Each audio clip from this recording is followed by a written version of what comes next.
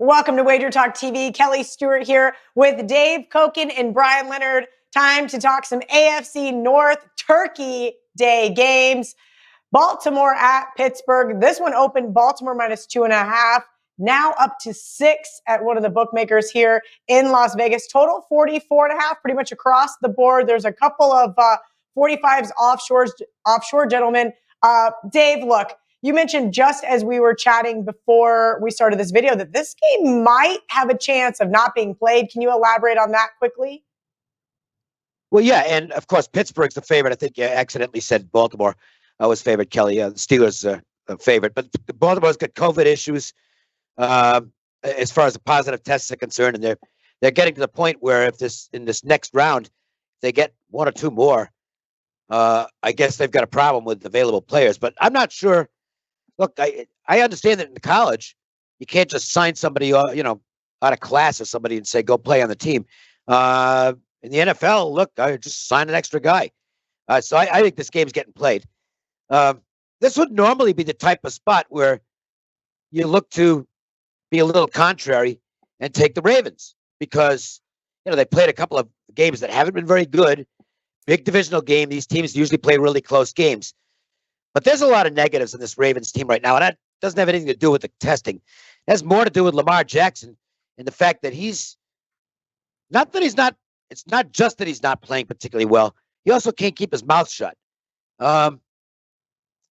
This is big to me. Great quarterbacks don't publicly go after their teammates, even if they're including themselves in it. And we know a couple weeks ago, he had what amounts to a blow up with the offensive coordinator, at least that went public. And then last week, after this last loss, he's questioning the team's effort on Twitter. I don't like that. That's the quarterback's supposed to be the leader, and you want to keep these things behind closed doors. That belongs in the locker room. It doesn't belong on Twitter, on social media. Let the fans do that. Don't join in with them. To me, that's a negative on the Ravens right now. I think this is a team that's letting it get away and is going to miss the playoffs. And I don't think they're going to win this football game. I suppose they could make it competitive and cover inside the spread, but I don't want any part of them. For me, it's Steelers or nothing here.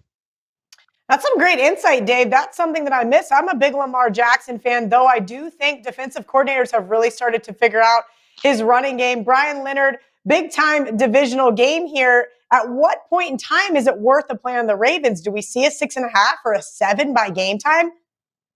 I don't know if we'll get up that far unless they really are missing some other players. We've seen this happen all the time. Baltimore and Pittsburgh, usually if the line's over 3, it's a blind bet on the underdog to me because these teams have always seemed to be a field goal situation. I will give the NFL credit. A few years ago on these Thursday night games, they used teams that were out of division. Now that they've put them in division, it makes a lot of sense because these teams know each other a lot better. It doesn't take as long to prepare for. And as we've known with Pittsburgh and Baltimore, they've been the two best teams in this division for the last decade. Nobody knows each other better than these two teams. So even though the game is being played on Thanksgiving, it's lesser time. I don't think that's going to have any effect when it comes to the game plan of these games. Dave mentioned, he thinks that this is a possibility that Baltimore won't make the playoffs. The problem is, after they play this week, they play on the one team that has a winning record for the rest of the season. That's Cleveland. And they beat the Browns week 1, 38-6. After this week, Baltimore plays Dallas, Jacksonville, the Giants, and Cincinnati. So if those that are looking to fade Baltimore to not make the playoffs, I think it's maybe a good time to bet on Baltimore to make the playoffs if those are still out there because of such a weak schedule.